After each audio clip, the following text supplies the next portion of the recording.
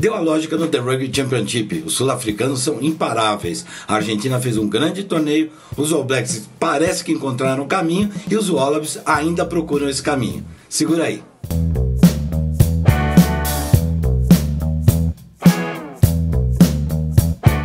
Sejam todos bem-vindos e bem-vindas, meu nome é Martoni e vamos falar bastante hoje sobre o The Rugby Championship 2024, que teve um desfecho esperado. Foi mais que justo o título dos Springboks da África do Sul, por tudo que apresentaram, pela equipe pronta. O porquê dessa superioridade dos Springboks tem uma explicação.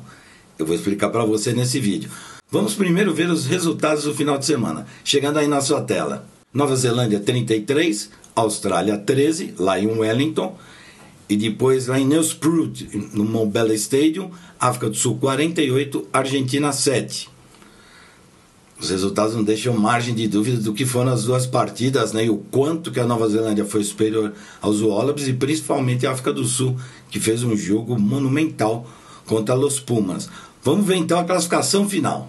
África do Sul, 24 pontos, 6 jogos, 5 vitórias e 1 derrota.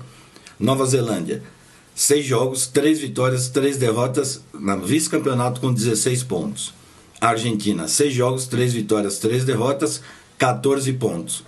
A Austrália ficou com a colher de pau, ou a última colocação, 1 vitória e 5 derrotas, com apenas 5 pontos. Portanto, vamos aos fatos. A única equipe pronta para a competição, sem dúvida alguma, era a África do Sul. Os Springboks vinham de 2 títulos mundiais, 2019 e 2023 na sequência, o que demonstra o tanto de jogadores, a profusão do elenco, a profundidade do elenco, quanta gente boa tinha nessas duas conquistas, e mais ainda o trabalho da comissão técnica, hoje encabeçada pelo Rassi Erasmus, que era em 2019, depois ele passa a diretor, o Jacques Nienaber assume no período 20 a 23, quando conquista o bicampeonato. A África do Sul tem 4 títulos mundiais, e depois o Rassi Erasmus retorna como treinador. Ele era diretor, mas influenciava ali. Ou seja, era um trabalho de longo prazo, de 7, 8 anos já confirmado, analisado, carimbado, vitorioso, vencedor e tudo mais, né? Então era dar continuidade a isso, trazendo novos jogadores, mas mantendo a espinha dorsal vitoriosa de jogadores e também de estrutura técnico-tática. Então era uma equipe pronta, é uma equipe pronta da África do Sul, uma das melhores da história, para complicar para todo mundo, com muita gente, repito, muita gente boa, uma meia dúzia de jogadores extraordinários que vão ficar para sempre marcados no rugby mundial, além de tudo isso, né, e outros jogadores tudo nota 8,5, 9, 9,5. Então realmente é uma equipe poderosa para mim, junto com os All Blacks, não era profissional, ok? Junto com os All Blacks daqueles 2011 a 2015, a África do Sul é igual, 2019 a 2023, com estilo de jogo diferente e tudo mais, mas assim, são duas equipes históricas que fizeram a diferença no mundo do rugby, cada uma colhendo 2 mundiais. Então, portanto, dentro desse universo de equipes prontas, você tinha os Springboks. Aí você teve trocas nas comissões técnicas, de Wallabies, com o Joe Schmidt entrando, na Argentina, com o Felipe Contempomi entrando, e nos All Blacks, com o Scott Robertson entrando. Ou seja, trabalhos novos que precisariam ser desenvolvidos. E aí eu chego onde eu acho que foi o que ocorreu na temporada, tá? A meu ver, quem mais evoluiu foi a Argentina. Aliás, o Felipe Contempomi foi muito inteligente no comando desse início de trabalho, organizando a equipe do jeito que ele gosta, convocando os jogadores do jeito que ele entende o rugby, e depois fixando os jogadores em posições importantes. E a partir daí, a Argentina teve uma ascensão meteórica na competição. Poderia ter ido mais longe e tivesse mais tempo de trabalho. Mas, enfim, é uma equipe, embora tenha sido derrotada de forma justa na última partida aqui, na final contra os Springboks. A gente chama final, mas você sabe que é pontos corridos, né? Mas acabou sendo, quem ganhasse ali levava o título, né? Bom, independente desse resultado, que não foi bom por qualquer ponto de vista, e o próprio Contempomi fala isso, mas é uma equipe que para mim encheu os olhos. Mais para frente eu falo individualmente também de todas as equipes e quem foram os jogadores que, a meu ver, eu gostei mais, tá? Então a Argentina, para mim, foi a que mais evoluiu. Acabou chegando na terceira colocação. O vice-campeonato foi para os All Blacks. Você falar que os All Blacks foram mal, em tratando-se de All Blacks, qualquer coisa que não seja título, sempre eles vão considerar mal. Eu não considerei. O trabalho de Scott Robertson poderia ter sido com mais êxito? Talvez, né? Mas ele pegou uma tabela complicada. Você há de convir comigo. Os 2 jogos da Nova Zelândia na África do Sul ficaram muito pesados no momento para os All Blacks, embora os jogos foram parelhos. Então também teve uma evolução. Quem para mim evoluiu menos, mais evoluiu também, embora os resultados... Eu nunca me baseio muito nesse nível de competição. Se você pegar os outros anos ao longo da história minha, tanto na TV quanto aqui no canal, eu não me balizo por resultados, porque o resultado ele é circunstancial, de acordo com o jogo, o momento. Eu me balizo por performance. Por que eu estou falando isso? Porque eu acho que os Wallabies também evoluíram, menos que os demais, óbvio. Eles vieram numa situação terrível. Argentina, All Blacks e África do Sul chegaram nas semifinais do Mundial do ano passado, sendo que a Argentina acabou ficando na disputa de 3º e 4º lugar, quando ficou em 4º, a Inglaterra em 3º, e os All Blacks foram vice-campeões mundiais e a África do Sul campeã mundial. Embora tenham mexido na estrutura de comissão técnica, como eu disse há pouco, mas inegavelmente já mostravam serviço, qualidade e jogador para tanto, né? Ao passo que os Wallabies ficaram, você recorda, pela primeira vez na história, eles ficaram na fase de grupos do Mundial. Então, da onde está começando o Joe Schmidt, para mim é muito mais abaixo que os outros. Então, portanto, teve uma evolução, no meu modo de entender as coisas, e teve boas evoluções. Mas mais que isso, a estrutura de jogo parece que faz algum sentido agora. Os últimos jogos, mesmo perdendo, não foram ruins. Agora, a Austrália vive um dilema, porque é uma potência bicampeã mundial, mas há muito tempo não mostra aquele rugby australiano ofensivo, de jogo raso. Isso ainda não conseguimos ver nesse time do Joe Schmidt. E precisa de profundidade de elenco, falta reserva e tudo mais, né? Então, falando da Austrália um pouco, para mim foi isso. Evoluiu também, mas evoluiu menos que os outros, e da onde que ela partiu, ou seja, está longe de Argentina, All Blacks e África do Sul. Bom, tudo isso posto, vamos falar rapidamente dos jogos da última rodada, né? Os All Blacks não tiveram muita dificuldade contra os Wallabies, embora é sempre um jogo, uma rivalidade transtasmânica, qualquer vacilo pode ficar na saudade, aquela coisa toda, né? Tinha o fantasma de Wellington, onde os All Blacks não ganhavam, e aí, bom, deu tudo certo para os All Blacks. 100º jogo do Sam Cane, uma festa imensa, né? Bloomberg jogando de abertura, o Wallace Sittich fez um grande jogo. E Perenara, né? Você vê que o Curtis Ratman já está melhor, porque o Perenara já está mais paradão, mas foi um jogador extraordinário. Todas as honras que ele recebeu foram justas, tá? Mas é um time em construção, os All Blacks, e contra uma Austrália que tem momentos na partida, mas oscila demais ainda, e ainda falta elenco, né? E, enfim, foi um jogo mais que justo, com um resultado absolutamente seguro, e que com isso deu aos All Blacks o vice-campeonato, que não é pouco não na competição. Mas repito, quando se trata de All Blacks, de África do Sul, essas potências assim, qualquer resultado que não seja campeão ou vice fica complicado para eles. Acabaram passando ali na tangente, mas ficaram com o vice-campeonato num jogo absolutamente justo. Aos Wallabies, como eu já disse anteriormente, precisa muito trabalho e precisa desenvolver mais jogadores. Perde muito jogador pela Europa. Isso tem sido, acho que o maior problema dos Wallabies nos últimos anos. Se eles não revogarem essa lei que eles têm interna no país, ou seja, que você tem que ter 70 jogos dentro do Super Rugby, ou não sei quantos anos jogando pelos Wallabies, você não pode jogar na Europa e jogar nos Wallabies. Não está dando para eles. A verdade é essa, não está dando para eles, estão perdendo muita gente boa e depois fica no caminho, né? Até os All Blacks sentem isso. Richmond, por exemplo, já falei no vídeo anterior, imagina para os Wallabies. Ok? Mas foi um jogo justo, vitória mais que justa dos All Blacks. Bom, vamos falar um pouco da grande final, né? Que jogo maravilhoso, hein? O resultado, a meu ver, foi justo. Eu vou dizer por quê. O volume que a África do Sul colocou no primeiro tempo, a Argentina não está pronta para isso. Não está pronta não no sentido técnico, nada, não é isso. É que eu venho dizendo.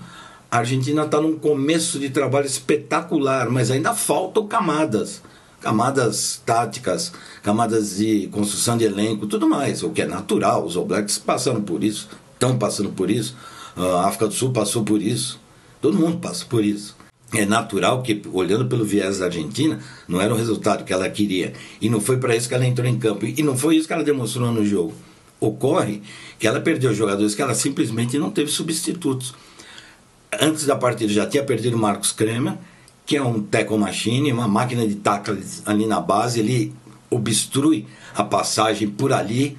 Normalmente ele é o segundo, terceiro defensor ali e ele faz a diferença. E depois no primeiro tempo, ainda numa infelicidade, lá com a Falele-Fase, o Santiago Cobares acaba se machucando também, que é outro tackle machine. Aliás, é um jogador espetacular, né? Para mim o melhor centro do mundo hoje, primeiro centro, brigando ali com o Damien Delende da África do Sul. Que jogador, hein? Que jogador, fez muita diferença. A partir dali o jogo era outro. Embora o Lúcio Cinti, que também foi muito bem, acabou entrando no lugar do Santiago Cobares, com o Mati Moroni, mas ali já tinha espaço. Tem jogadores que são insubstituíveis e essa é uma tarefa que o Felipe Contemporâneo, obviamente, está calculando, tentando encontrar jogadores que possam substituir à altura os que ele perde, o que é normal em qualquer elenco, em qualquer tipo de competição, né? E aquele estratagema, a meu ver, que ele tentou colocar, acabou não dando certo. No primeiro tempo o Mateira teve que vir para o jogo e não entrou muito bem, não conseguiu dar conta do recado. O Lúcio Cinti, como eu digo, acabou entrando no lugar do Santiago Cobares, né? E no final do primeiro tempo, depois ele reconheceu que o Rodrigo Sgro, que é um jogador espetacular, mas está se readaptando ao 15, muitas temporadas no 7, inclusive foi eleito o melhor do mundo, né? Não estava bem na partida não, ele teve que tirar e colocar o Juan Cruz Malia, que foi um dos melhores jogadores da competição, para mim o melhor fullback do torneio. Um dado interessante foi a entrevista após o jogo do Felipe Contemporâneo, onde ele fala que o erro foi dele de escalar o Rodrigo Sgro na ponta.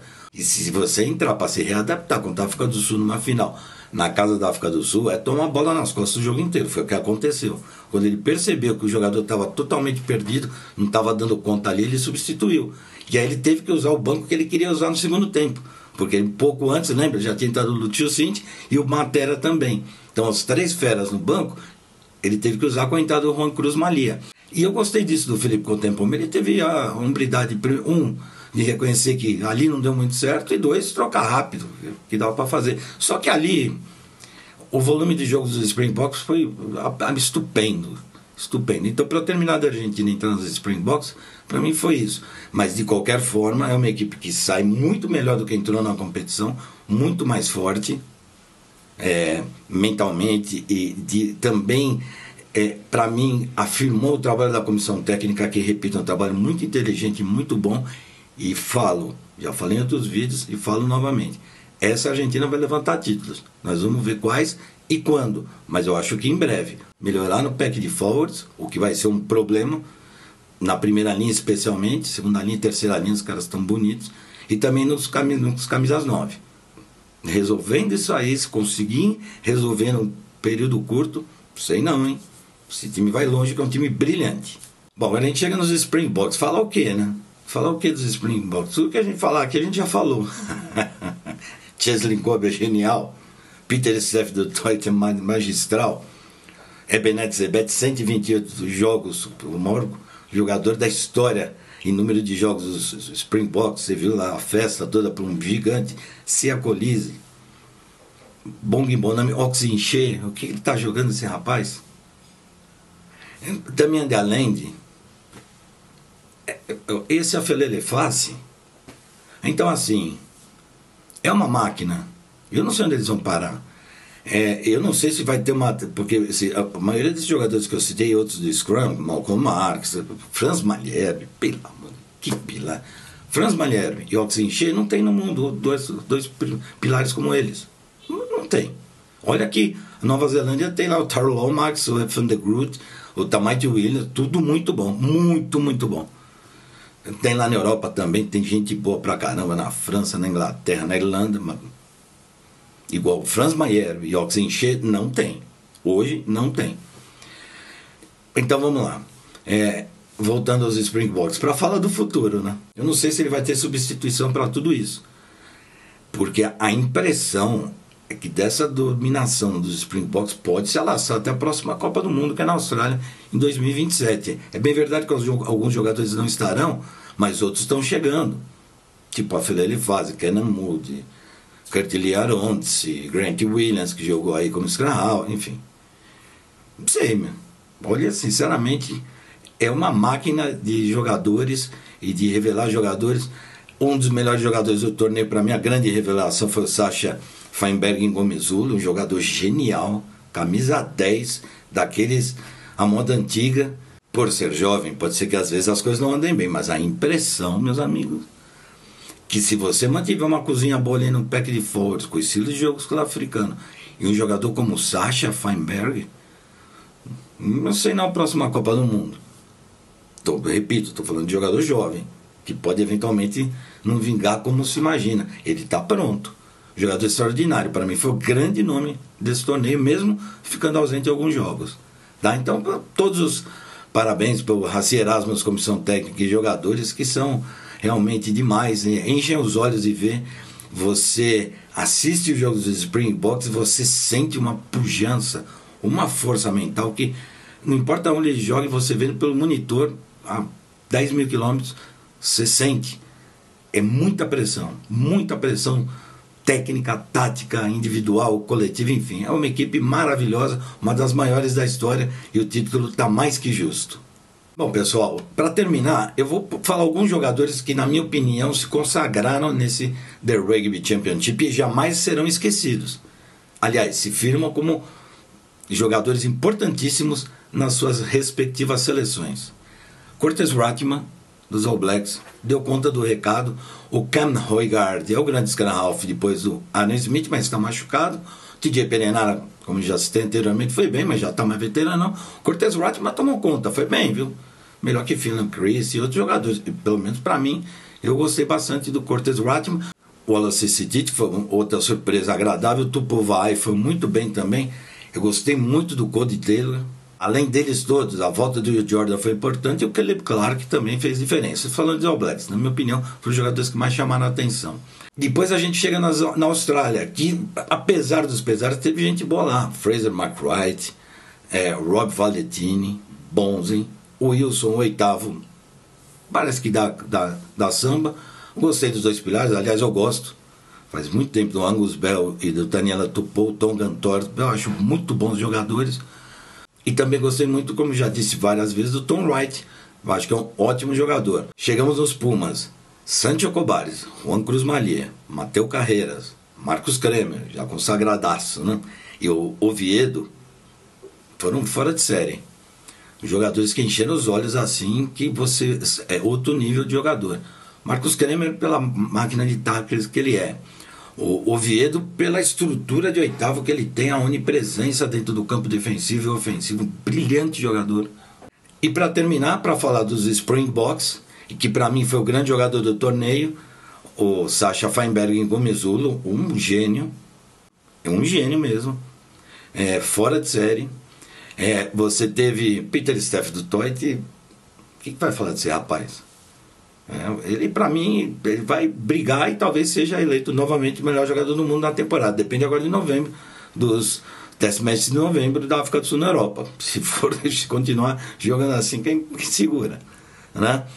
Aí, mas assim, para a África do Sul, Cheslin Kolbe, Damian de Allende, nossa senhora, de boa, Willy Leroux, a Felele Fassi, os próprios Scrum Half, que não chamaram tanta atenção como é o Faf de Klerk, que é bem verdade, mas Grant Williams, Jason Hendricks, jovens, foram muito bem também.